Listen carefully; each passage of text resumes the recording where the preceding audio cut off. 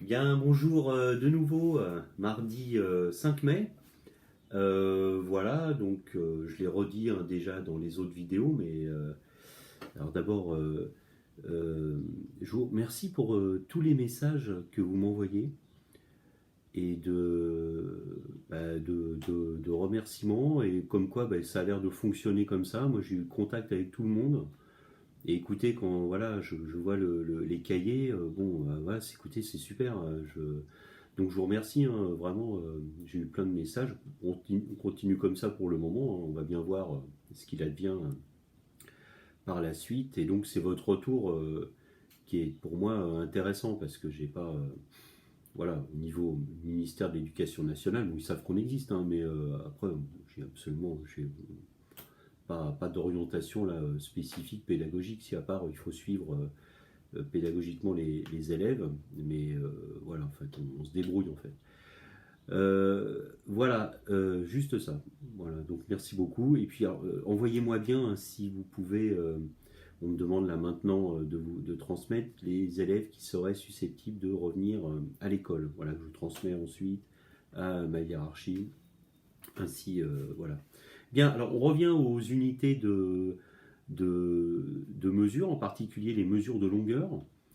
Hein, vous vous souvenez, alors c'est pratique. Bon, cette colonne, notre unité de base, hein, au centre, je refais le petit tableau. Hein, alors, pour les exercices qu'il va y avoir à faire pour aujourd'hui, vous pouvez vous resservir du tableau que vous avez tracé hier, hein, déjà dans votre cahier du jour. Alors, je rappelle, si vous commencez par les mathématiques, d'accord, vous mettez la date, on saute de ligne, mesure de longueur, et puis vous pouvez éventuellement refaire le tableau si vous voulez. On va juste mettre les petits symboles, les abréviations. Alors ici, le mètre, en plein milieu. 3 sous-unités, 3 sur-unités. Sur-unités, sur-unités. Je ne sais pas si ça se dit, sous-unité c'est sûr, mais bon, sur-unité, vous avez compris, plus grande. Hein, d'accord. Alors, on va aller vers le plus petit, donc 1 mètre. 1 dixième de mètre, c'est un décimètre. D'accord. 1 centième, le centimètre que vous connaissez, et le millimètre. Le petit millimètre. Voilà. Une petite graduation que l'on voit sur nos règles habituellement. Ensuite, 10 mètres, 10 fois plus grand que le mètre, le décamètre. Ensuite, l'hectomètre, hecto qui veut dire 100, 100 fois plus grand que le mètre, et 1000 fois plus grand que le mètre, la racine grecque kilo, qui signifie kilomètre. Donc voilà, nous sommes prêts à faire ensuite les conversions. Alors, on a fait le A hier, hein, que l'on a corrigé. Donc je vous demande aujourd'hui de faire exercice 3, page 129.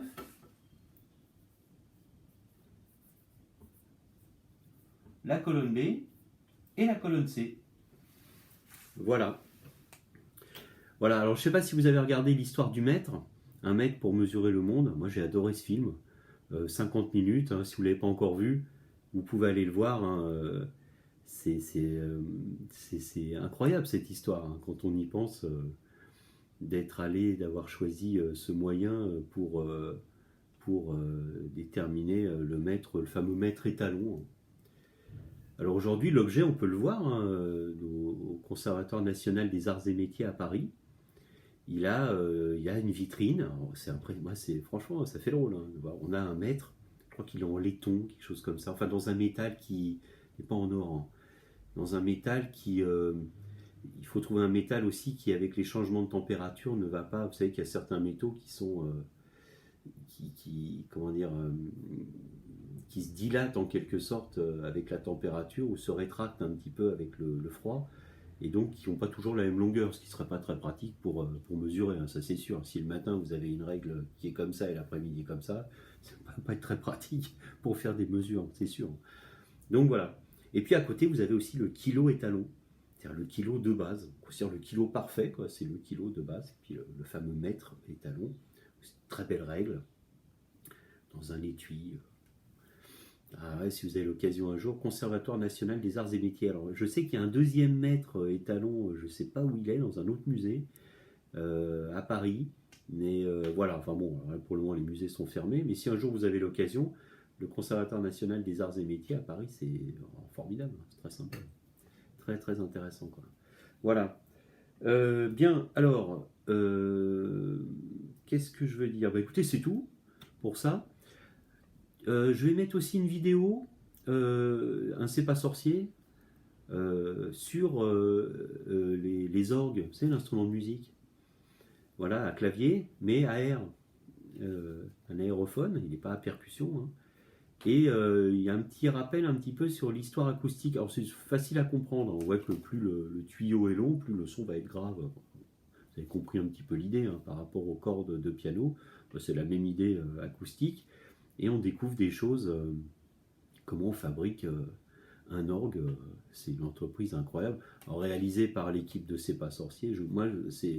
Celui-là, c'est l'un de mes préférés, je le trouve. Avec celui de la langue française, je le trouve super. Et là, pareil, l'orgue vu par eux, c'est vraiment, on comprend tout, quoi. C'est formidable. Alors que la construction de l'orgue, c'est quand même, c'est du costaud, hein. Quand il y a eu la rénovation à un moment donné complète, et puis la numérisation de l'orgue de Notre-Dame qui a été refaite il y a quelques années, c'était une entreprise incroyable, quoi. C'était costaud.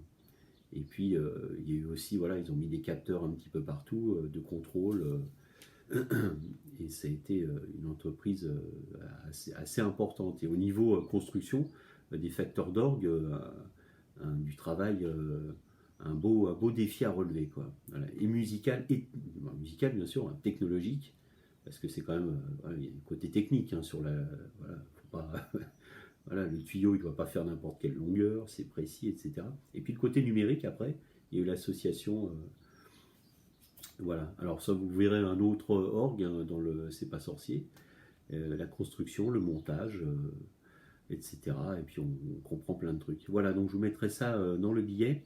Et puis voilà, bah, écoutez, je vous souhaite une bonne journée. Je vous dis à tout à l'heure pour les corrections. Donc on fera les mathématiques, le français. Et puis voilà, bah, écoutez, à tout à l'heure. Bon courage et on se retrouve cet après-midi. Voilà, au revoir.